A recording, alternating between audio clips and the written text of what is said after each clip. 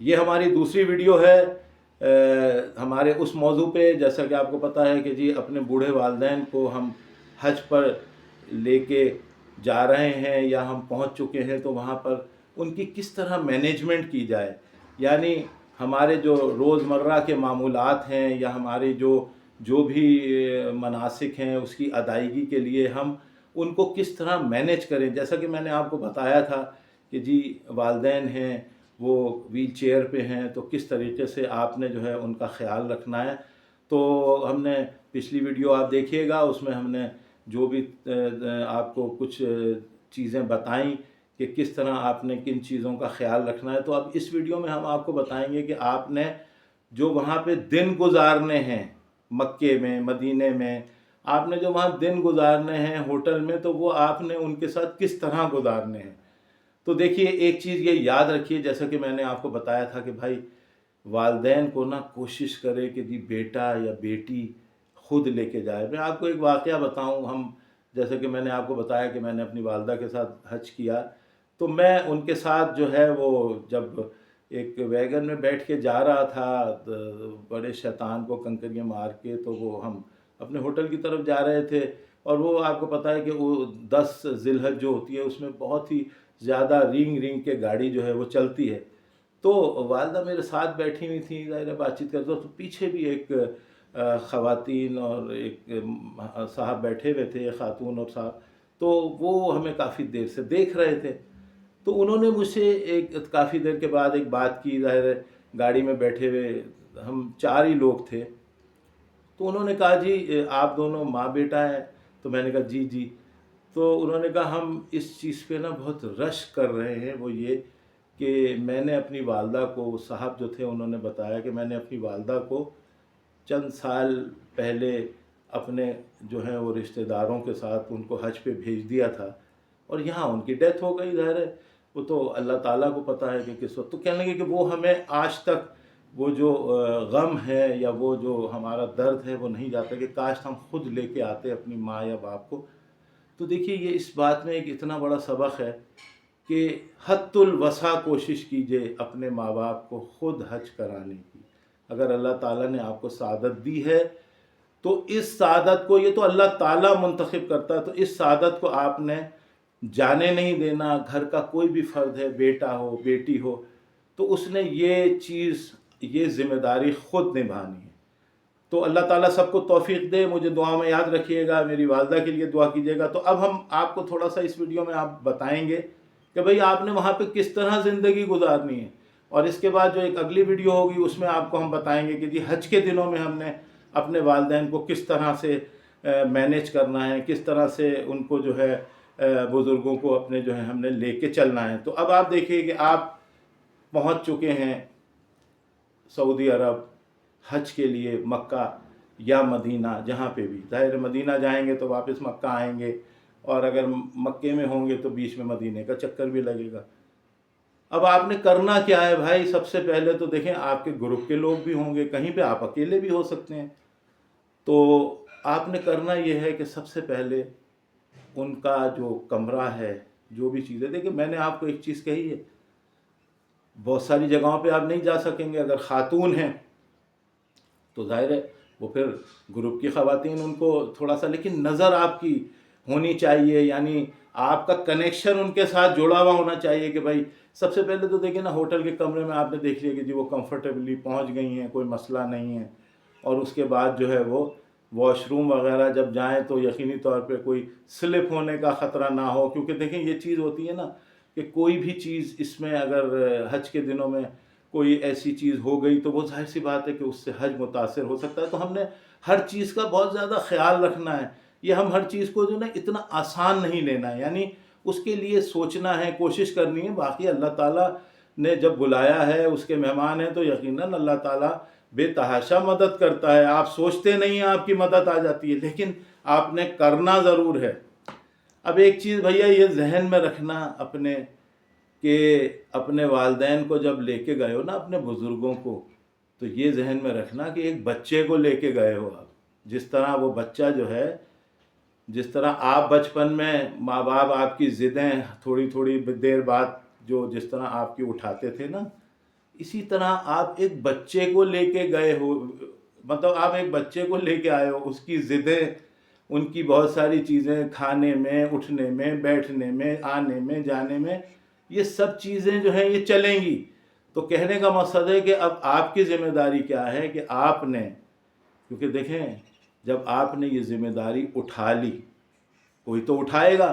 जब आपने ये ज़िम्मेदारी उठा ली तो फिर अब आपके पास कोई कंप्लेन नहीं है,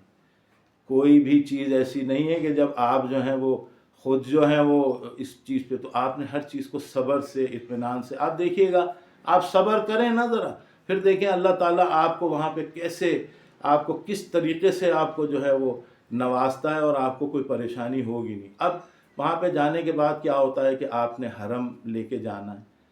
तो देखिए बुज़ुर्ग को आपने थकाना नहीं, ठीक है, बुज़ुर्ग में जितनी एनर्जी है उस हिसाब से आपने लेके जाना है। और अगर आप लेके गए हैं तो अपने सामने, अगर आप मदीना लेके गए हैं, खातून है, देखिए मर्द से मर्द तो साथ साथ हैं, औरत से औरत भी साथ साथ हैं। मसला आता है जहाँ पे औरत मर्द या मर्द औरत, इस तरह कोई बेटी अपनी ज़ाहिर है बाप को लेके गई हुई है या बेटा अपनी माँ को लेके गया हुआ, वहाँ पे मसला आ सकता है। अब आपने करना क्या है कि भाई अपना आपने जो है ना, आपने अगर मक्के में हैं तो वहाँ तो साथ बैठ सकते हैं हरम में, और अगर आप मदीने में हैं तो वहाँ पे आपने ख़वातीन के पोर्शन में उठा के और उसकी बिल्कुल बैक पे जाके आपने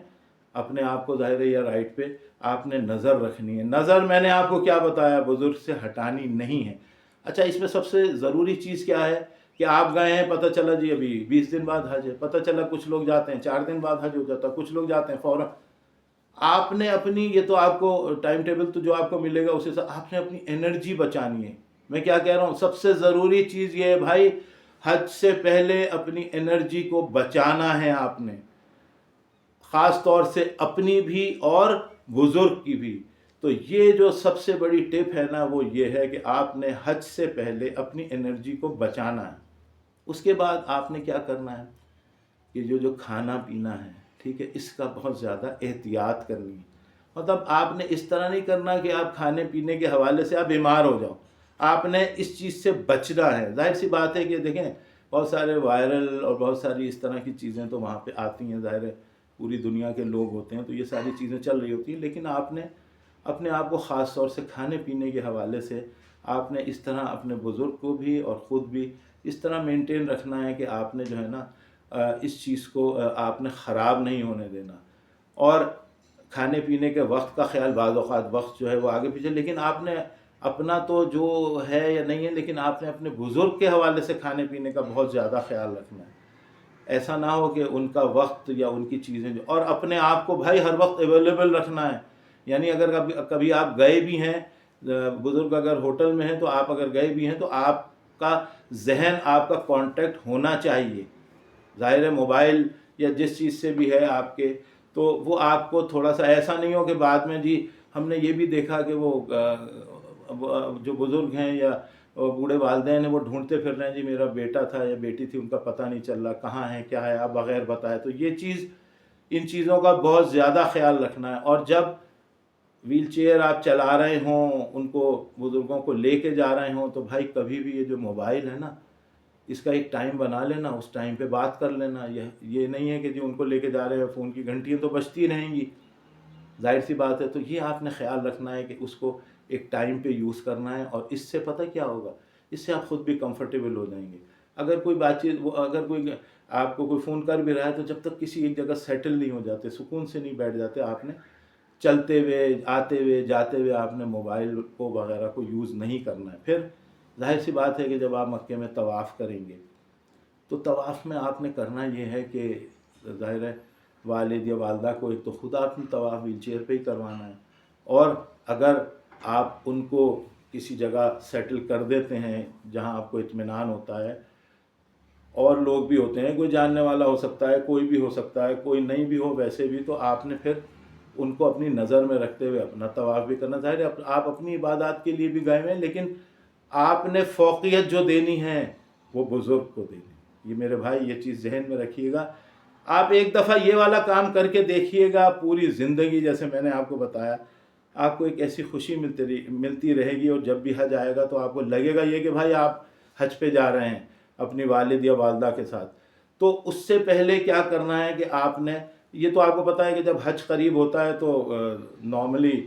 وہ پھر جو قریب کی مساجد ہوتی ہیں اسی میں نماز وغیرہ ادا کی جاتی ہے،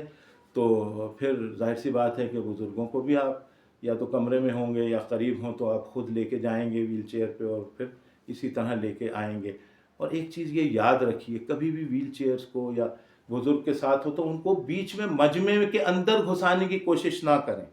یہ میرا آپ سے نہ،